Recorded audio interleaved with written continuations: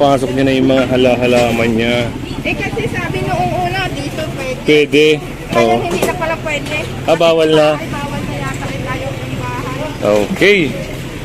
Pag mga ganito, sir, lamesa na ganyan, pinatanggal din yan. It's extension eh. Oo. Imagine mo, kayo na nila nasa pampubliko, nasa lakaran ng tao. Dapat nag-a-allocate sila sa loob. Sa loob. O kung gusto nila, i-atras nila yung lugar nila, doon sila maglalagyan ng kainan. Pero sir, bawal yan. Mabawal o. Yan. Sa public doon. Kailangan tanggalin. Oo. Ayun, mga kasama. It's also unsanitary. Oo nga naman. Hindi mo kumakain ka sa... Sa lap. Pwede kasi noon eh. Dati? Oo. Nag-clearing na dito dati. Nag-clearing na eh. Hindi na tinatanggal eh. Hindi tinatanggal. Barangay na. Ngayon lang talaga na. Good morning mga kasama. Ngayon nandito tayo sa may San Roque Barangay Hall para sa coordination na gagawin dito. Gawa ng merong i-clearing dito ang task force. Di lang natin alam kung kasama yung ano ngayon dito, yung SCOG. Ito kasi yung subject operation ng team ng task force. Hintayin lang natin kung ano yung mangyayari. Tunghayan natin kung anong magaganap ngayon. May kasama rin tayong tow truck. Yung mga illegal parking na walang mga lisensya, yung mga mahuhuli na nakamotor na walang helmet, na walang lisensya, yung mga walang rehistro, ayan, sasakay dyan kung meron man. Kaya tunghayan nyo lang mga kasama. Ito na ang task force, no? Sunod lang tayo kung ano ang mangyayari ngayong araw. Yan, ngayong umaga, no, mga kasama, dito na nag-start yung operation sa may Camarilla Street. Yung mga na-illegal parking dito, yun, titikitan sila. Kasama rin natin ang mga taga-barangay ng Murphy, Cubao. At andito rin yung tow truck na kasama natin. Si Hepe Lucina nandito rin. So yan.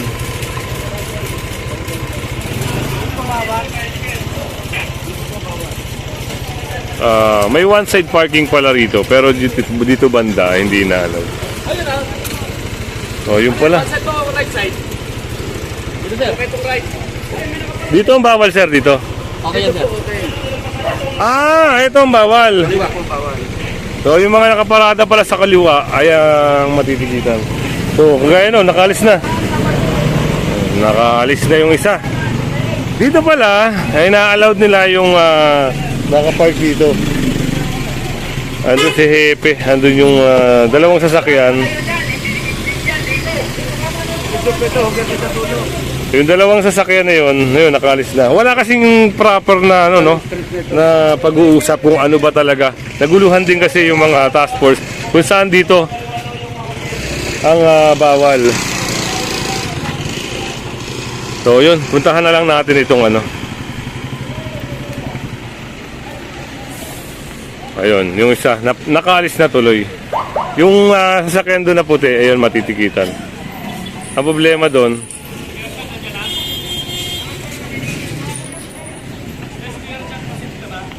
yung babae. Ayun, yung isang babae doon, puntahan natin.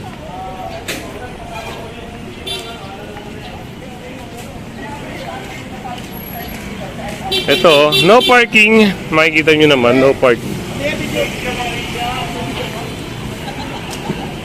Ayun, yung sasakyan ni Kuya nakaligtas. Gawa ng ano, walang coordination.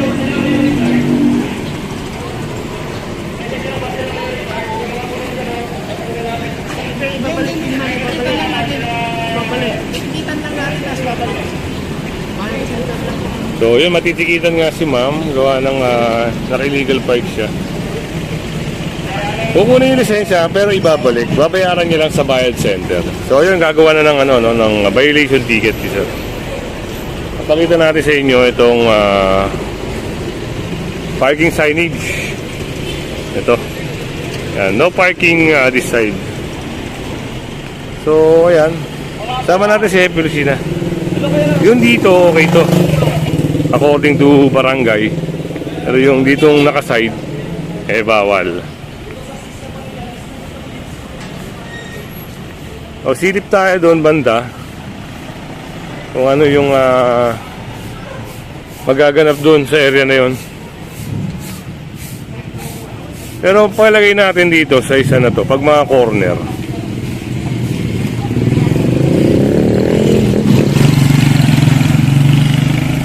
Sir, morning. Sir, dito, pinapayagan daw. Pero pag corner, sir, Hindi obra pag corner eh. hindi obra, no? Ito, titikitan ito. Dapat 6 meters. 6 meters, di ba tama? Ayun, 6 meters nga lang. Pati yun, no? Pati yung, yung sasakyan na yun. Kasi pag corner yun, ulitin natin sa mga viewers natin, pag corner na ganito, kailangan 6 meters yung pagitan. Bawal po kahit po may one side po yan. Kung nasa ano po kayo, nasa kantong-kanto, bawal din po. Kahit po nasa one side parking ko kayo, tama po pagka-park nyo.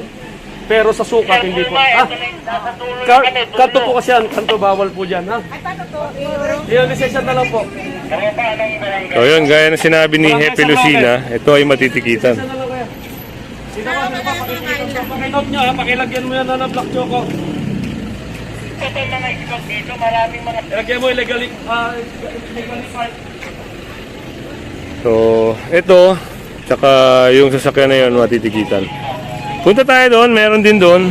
Silip lang tayo. Kasi, meron ding matitikitan doon. Tara.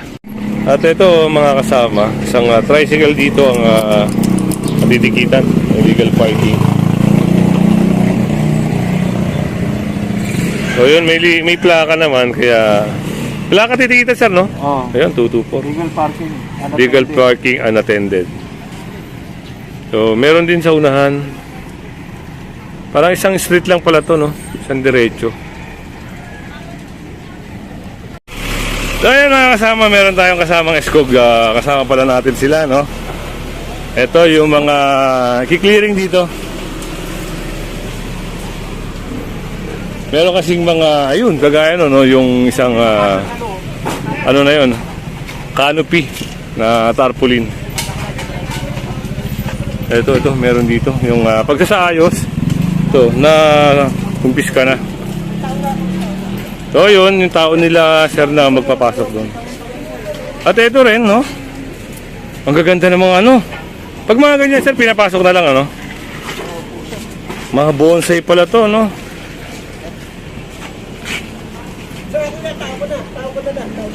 Tao na lang ni sir magdadala. Yan yung gawin namin, trabaho namin. Oh, yun. Wala si kuya. Natin yung yun, pinasok nila sa loob. Bilang natin alam kung lahat yun o yung nasa sidewalk lang. Pero balik tayo dito, no? May yung pag-uusap dito. Ito si ate, pinapasok niya na yung mga hala-halaman niya. Eh, kasi sabi noong una, dito pwede. Pwede. Kaya Oo. hindi na pala pwede. Bawal na. Ay, bawal na yata rin tayo ng bahay. Okay. Ito parang winasak na, oh.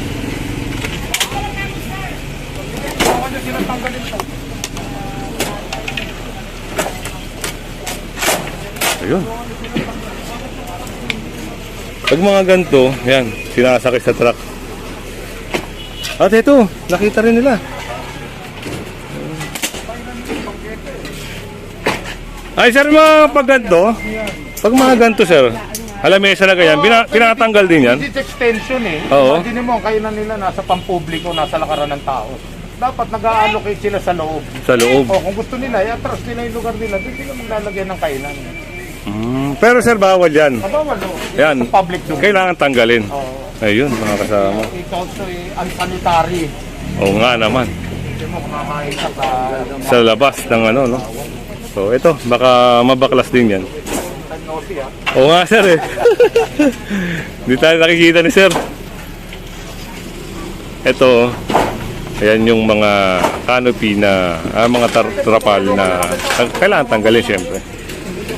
At silipin natin dito, sa area na ito, yung mga, palagay natin yung mga tarpaulin na illegal, eh, binabaklas din. O, yun nga naman, yung bubong, baka matanggal.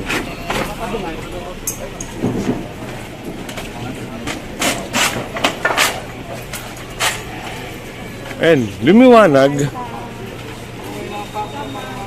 Nawala na yung cover, no?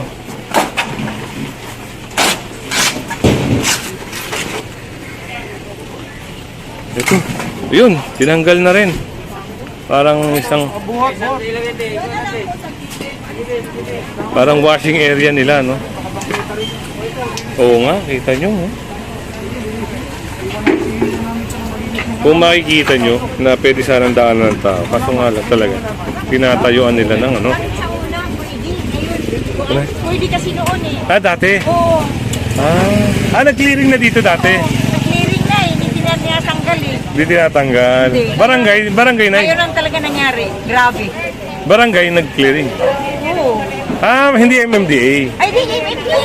MMDA din dati. Oo. May kasama nga pala pulis eh. So yun dati pala hindi tinanggal. Oo. Ngayon ang grabe talaga.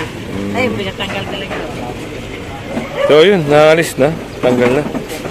At ito, balikan natin to yung sinasabi ko kanina na kailangan baklasin kasi bawal.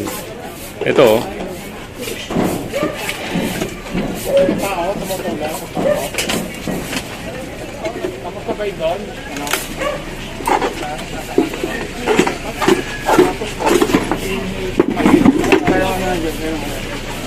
ito, nakita rin ni Sir Richard.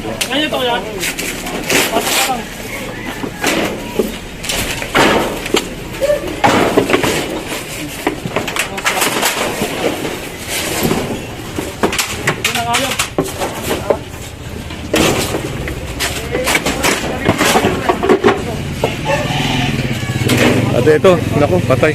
Pati itong magulong ata. Naku, ayun, yung isang napansin doon, no? Itong mga gulong. Meron ng, ayun, sa kabila. Pasok ko, kaya nga pinapasok ko yung iba, ipapasok natin lahat. Kung hindi naman, di kakarga ko lahat. Kaya nga pinapasok ko, may rangan ninyo. Ball cutter niyo yung mga kadena. So yun, pinapasok sa kanila, sa looban, yung mga kiniklaim nila. Dahil kung hindi, ipapasok yun doon. At ito, napansin din ito yung mga, nako, nagagandahang mga gulong. Ay, ito. Aso pre, may aso. Ito, isang delikado, no? Dito sila naglalagay ng aso nila.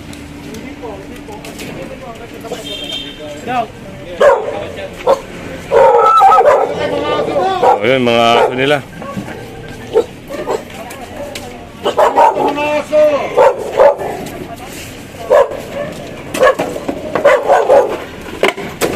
Ano, hindi na kailangan ng aso? Ano na mayari?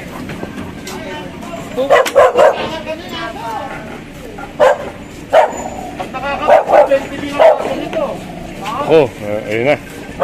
Pag ito nakakagat, sigurado, magbumulta sila. Kayo dito. Pag ganyan pala, sir. Bayad ngayon yan. Pag nakagat ka ng aso, 20,000 ang penalty niyan sa may-ari.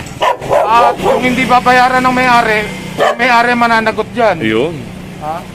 So dapat ito sa mga may-ari, hindi nila dapat nilalagay ito dito kasi napakadelikado. Ito, bolt cutter niya. O yun, papakawalan nga ito. Yung may-ari ayaw ayaw lumutang eh. So wala na yun, basketball court. Ito pala. Sila pala may-ari. Pwede din to sir i-donate sa sa PAW. Sa PAW, no? Oh, donate yan. Actually, kami nga sa UP, kami dinodonate yan eh. Kung i-donate sa sa PAW.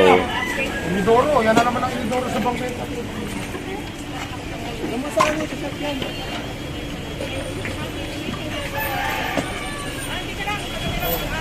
Oh, yun. Natakot din si nanay gawa ng aso. Ay, si nanay. Very good daw, very good.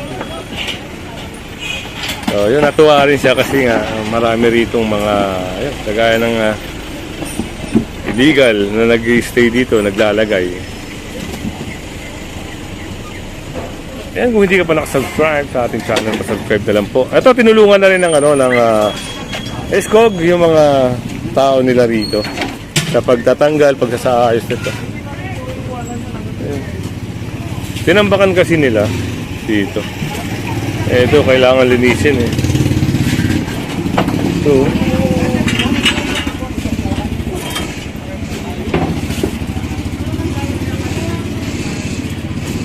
Sir, magkabenta nyo sa mga gulong na ganyan? Ito mga 800, 600. 800. Ayos. So, ayan, malaki rin pala ano nito, presyo. Kaya sunod tayo ron.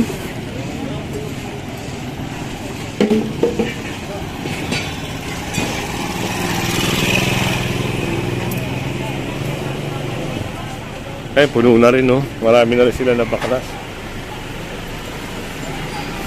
Ito, papakita ko lang sa inyo. Ito, no? Oh.